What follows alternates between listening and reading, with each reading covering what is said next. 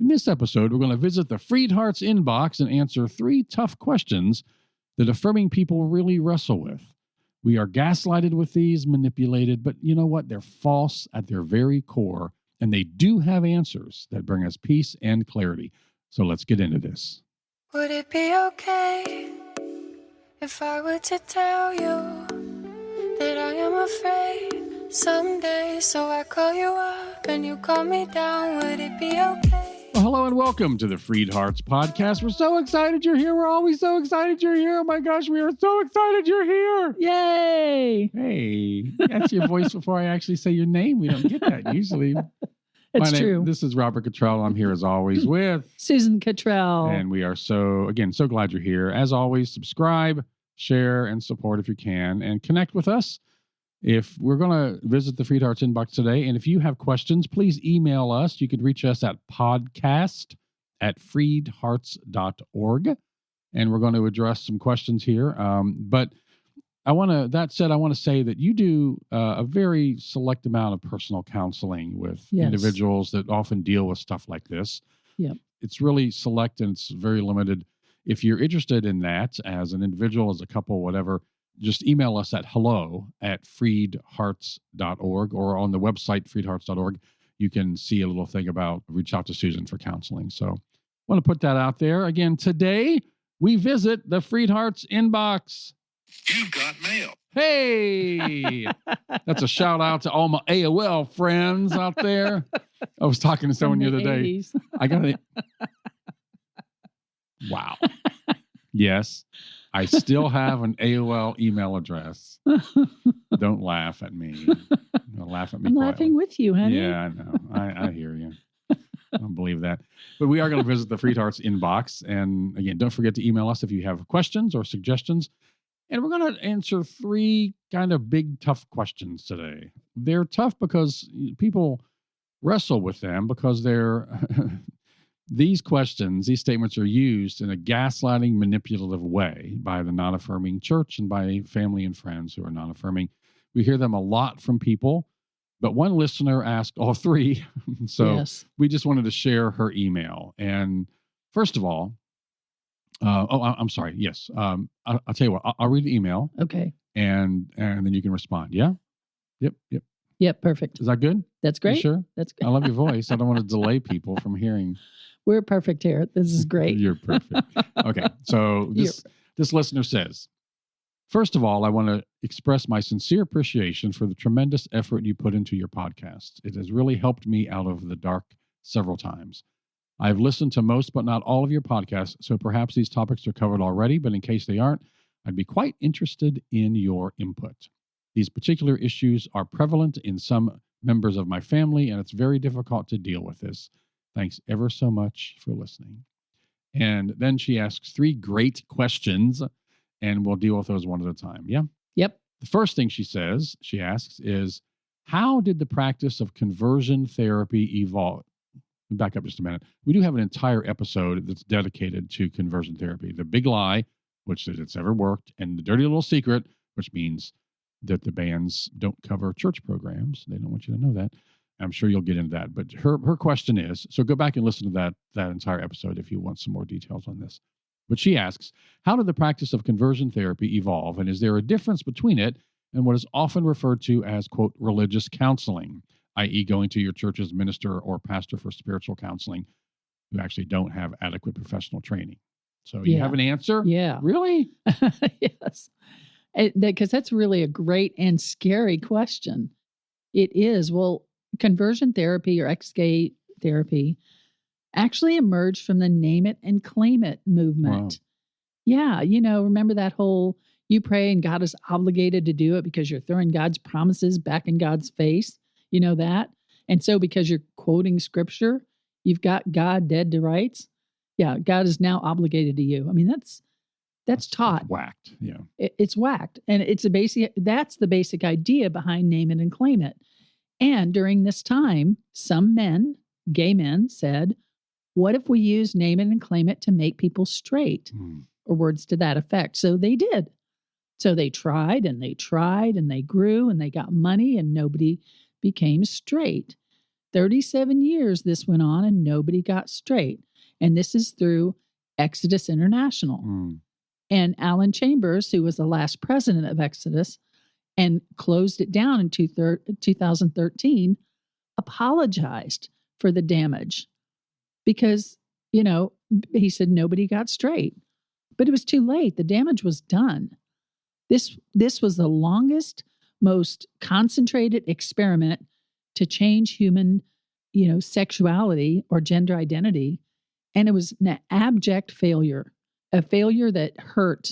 We can't even count the people. Yeah, we were talking about that the other day, Yeah. about counting the people. And you can't, because it's so, the ripple effect of the damage is incredible. I mean, you've got the LGBTQ people who with all their hearts poured themselves into this for decades because they thought that was the path of faith, and it didn't work. You couldn't possibly find more willing guinea pigs for this experiment because they really wanted to be faithful, and they didn't ask to be gay. Yeah, they were told that they were broken. They were told that they were ill, and that God could fix them if they were just faithful enough. And sure, they at that time they were like, they wanted it to work. Yeah, but they were sold a pack of lies because it never did work. And, this doesn't include the even damage. That's right. The damage to straight spouses they married, all the children that came from those marriages, the families impacted by the suicides that resulted. The damage is incalculable. By the way, Alan Chambers talked to us at an event, and he said, I know all those guys that, are now straight.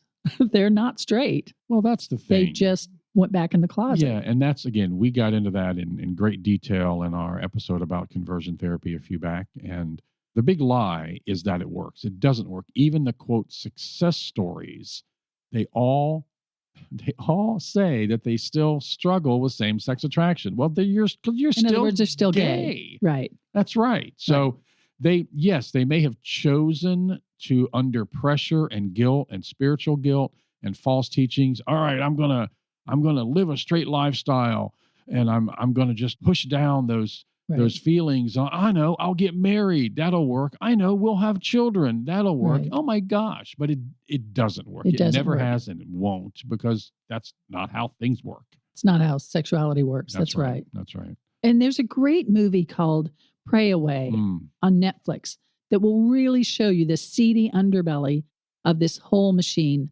the highly profitable machine. Right. Of those people who are making those kind of claims. Right. That's right. And, so I think it started as hey, maybe this could work, which, okay, that's fair enough, but not to say, it's not working. That would have been the thing with integrity to do, is say shortly, it's not working. Let's stop this. But it just kept going and kept hurting more people. And let me just tell you, if people in your life feel like they get to weigh in on this topic, tell them, watch this movie, Pray Away, on Netflix. You don't get to weigh in to spout an uninformed opinion to me and refuse to be informed. That's not happening. Well, what's amazing in this is that this Exodus International happened for decades. And the ending of it, the public revealing that it doesn't work, it's never worked, and it causes incredible damage, was almost 10 years ago or more. And there are fresh, brand new, exact same programs happening out there now, just under different names, things like well, that's what I was going to get into. That's right. Sorry, that's exactly. No, that's all right. I mean, I was going to say here, that's the bad thing. Here's the bad thing. Like, wasn't that the bad thing? Well, yeah.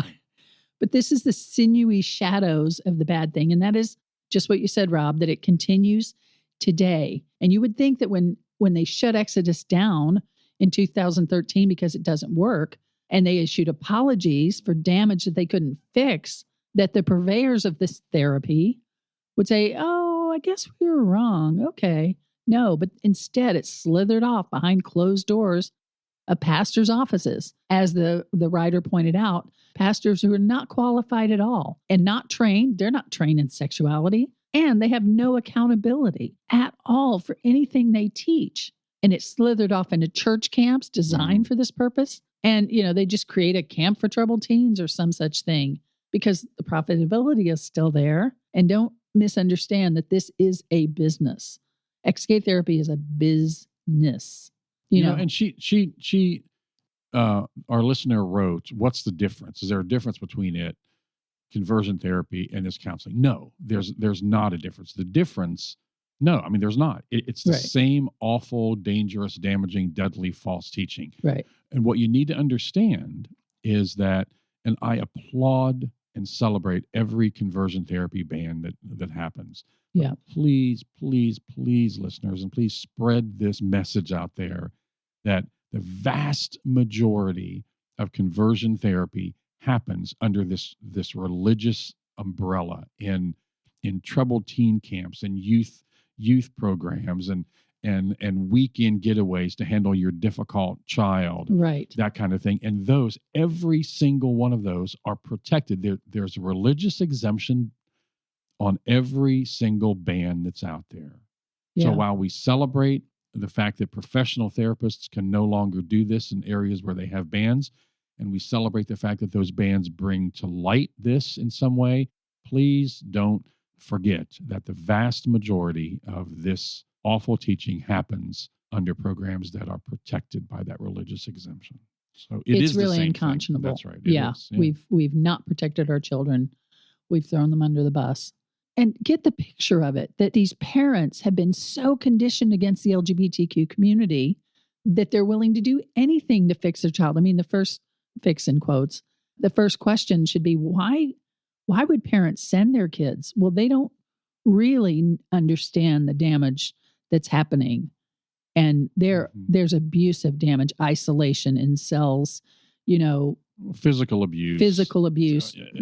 I don't even want to say things because it's too triggering. Now, I will say that we share this meme a lot, but we have said for a long time that truly bringing it into this, the way you bring it into this is to convince parents not to send their kids there in the first place.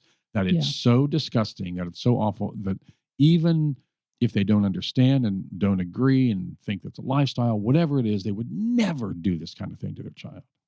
Yeah. The parents are willing because they've been so conditioned against having a gay child. They're just terrified of that, and they'll do anything. And even though these things result in self-hatred, depression, suicidal ideation, because that's what happens when authority figures speak as an expert on something in which they're entirely untrained and have no accountability. And these parents will pay thousands of dollars, tens of thousands and up to, quote, fix this thing they're terrified of. Where there's a profit, there's a profiteer. So anyone listening, please don't dream of sending a human being to a place like this. Any kind of camp that, says they help youth live moral lives, anything, approach it with caution. It's a red flag. With suspicion. Talk to kids who have been to the camps and find out exactly what goes on in there. And trust your gut. Don't say, oh, I have no reason to suspect them. Your gut is a reason. Yeah, trust your gut in that. You if there's any reason to have you wonder, if you ask a question about it or you want clarity and they get offended by that, red flag. Yeah. So if you feel that you want to ask a question, ask it. Push them a bit to find out exactly what goes on, what's taught in things like these, even summer camps and youth camps and troubled teen camps and all those kind of things. And to be honest, a troubled teen is not going to be helped by a camp. Okay, I'm speaking out of my depth here, but a Christian camp where they're basically just told more about what the rules are is not going to get to the place where it really hurts. Yeah, we've talked about these core things too, that any program that focuses, this is in general, but any faith, any spiritual walk that focuses on your behavior is missing where the pain is missing the cause. Yeah, and the point. Okay, so right.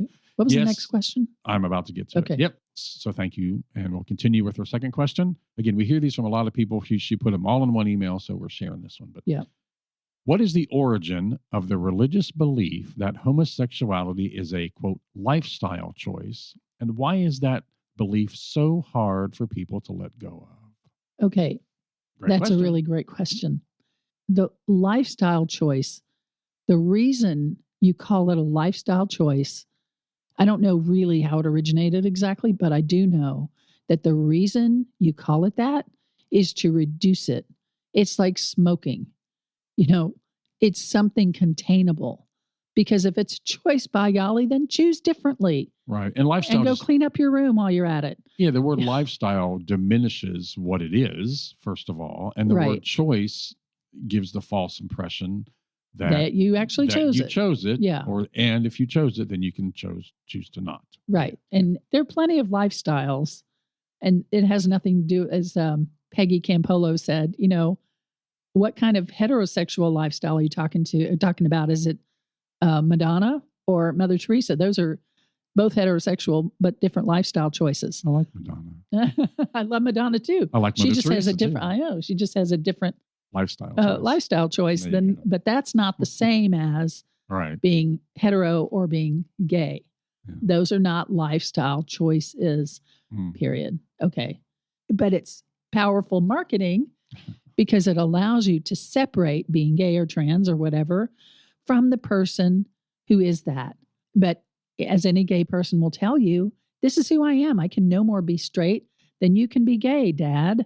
Why don't you try it for a weekend and see how it works for you?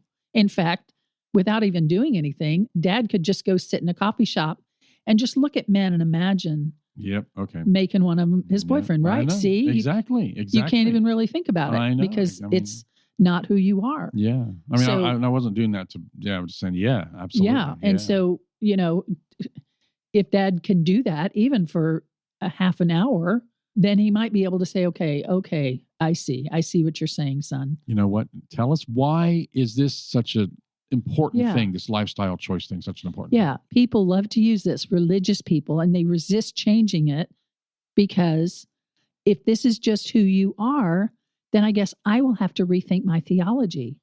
And I don't want to rethink my theology. So you just make a different choice. Yeah. That's the motivation behind it. And conservative or non-affirming Christians are not trained to really think through their theology. They're trained to accept what they're taught. And so they just have to make you change because they're unwilling, unable even to look at their own situation. Mm-hmm. And they're in an echo chamber where this kind of verbiage is common. So it feels reasonable. But put that religious person out in the wild and see how long they last. Yeah, that's right. They're in that box and they're going to seal it tight. And in that box, all they hear is the same kind of thing. So that's right. All right. So let's get on to the next question. Yep. Okay. So the third question here is, why do churches teach man's way versus God's way, which implies superiority by certain religious sects? So we hear that all the time. Well, there's man's way and there's God's way. What's that from? Well, that's a very sneaky way to push for your way and pretend it's God's way. That's also like a bit of gaslighting right there. It's gaslighting. For sure. A lot what you're experiencing is not really bad. It's just what God requires of you. I'm not the bad guy here. Or that how dare you question God. Your way, your thoughts are your way, but they're not God's way. Right, exactly. But this person that's telling you that is claiming they're God's way. So they know and you don't is what they're saying. And, so what is God's way? To threaten people, to make them obey, to kick them out if they don't? No, that's man's way. To pull the authority card, tell people they don't measure up, they got to change and make God happy? No, that's man's way. I've heard those things from people, from Christians, not from God. I don't hear that from God. So what is God's way? It's to love your neighbor. It's to go the extra mile. It's to help the person who's been beaten up without pausing to check their credentials and to see if they're worthy of being helped. It's treating someone the way you want to be treated. Period. That's God's way. Jesus made it very simple. Why do I know it's God's way? Because that's what Jesus showed us time and again. And that simplicity, I want to make a point of that because I met with a group of dads of LGBTQ kids here in Seattle for coffee the other morning, and that was awesome. Hello, guys. I know you're listening. And we talked about this because, the church is very good in this God's way, man's way. In other words, you can't understand it, so just don't think about it. but trust us who do Yeah. understand it. And there's a verse in the Bible that says that the enemy comes against the simplicity that is life in Jesus. And I love that. And Jesus modeled and taught that, that this is simple. Love God, love your neighbor. If you don't love your neighbor, you're not loving God. That's one in the same. And if you just do that, everything's fine. That's actually pretty simple. Yeah, Paul echoed that too. That's right. You owe your neighbor one thing, and that's to love. And this is simple. And you fulfill the law when you do that. Anyway. This is simple. And that's kind of how you can check or do a check there on man's way, God's way. Is it simple or is it not simple? Yeah. Is it doable? Does it require me to sacrifice anyway? Yeah. Okay. Does it love? I mean, does it feel like love? Does it, all those kind of things. There's things we talked about a lot. So yeah. And people will stand there and tell you, well, I'm not saying it. God said it. I remember this woman saying that specifically to me. She said, I'm not saying it. God said it. But I saw your lips move. I heard the voice come out of your mouth. If it's God saying it, then leave it between me and God. Okay? Why are you triangulating? God doesn't need a bouncer. God doesn't need an interpreter. So, you step out of this equation. And as it's been said, if it turns out that God hates all the same people you do, then it's not God you're talking about. That's right. Yeah. Rejecting people we disagree with, that comes very easily to people. That comes very easily to humans. That's what the religious authorities were doing in Jesus' day and every day since, telling people they didn't measure up to God, to what God wants. And why do they do that? Why? Well, for their own profit. Yeah, to maintain their own systems and their power and their control. Exactly right. To keep certain people in certain boxes and keep them down while other people are elevated. That's right. And Jesus ripped them a new one. Yep. Really. Read Matthew 23. That is no joke. Of course you're welcome exactly as you are with no hidden agenda to change you. Not you're welcome as you are and we're going to change you. But you're welcome with no hidden agenda. And, I'm not in charge of your sexuality. Come on in. I haven't experienced what you've been through, but it must be really hard to just be yourself when people reject you for it. Geez, I'd love to hear your story. That's God's way. Why? Because it's exactly what Jesus did and told us to do. Yeah. And I think as Jesus said, to listen to that still small voice, the Spirit will lead you in all truth, your gut, as we have talked about it. You can try, is it loving? Is it simple? There are certain things that in your heart if it feels like it's God's way or not. And trust that, listen to that. So those are 3 tough questions we hear a lot. And thank you for this one person who emailed them. Please email us your questions and your suggestions about what you want us to answer, talk about on the podcast. You can email us at podcast@freedhearts.org. All of this really helps to get clarity and truth to these things that we so often hear and that are so often falsely taught. And it's a great reminder to all of us, to you, to us, that all of us, that we're good. We're good. You're all good. We're all good. Yeah. You are good. We are beloved. You are beloved. You are not broken. Our listeners who are created in God's image? That's right. Yeah. Absolutely. You are not broken, and you don't need to change or be fixed. Go love and be loved as you are for who you are. You deserve it. We love you. We love you. Bye. Bye. Would it be okay if I were to tell you that I am afraid someday? So I call you up and you call me down. Would it be okay? You've been listening to the Freed Hearts Podcast. We have extensive resources and vibrant community for you at www.freedhearts.org. Just come say hello. And if you have questions or issues or comments about the podcast, things you'd like us to talk about, reach out to us at podcast@freedhearts.org. The music is provided by Hannah Cottrell, our daughter, the Grammy-nominated Saint Sinner, and you can find out more about her at heysaintsinner.com. Please share this, subscribe, and follow on your favorite platform, and thanks for listening.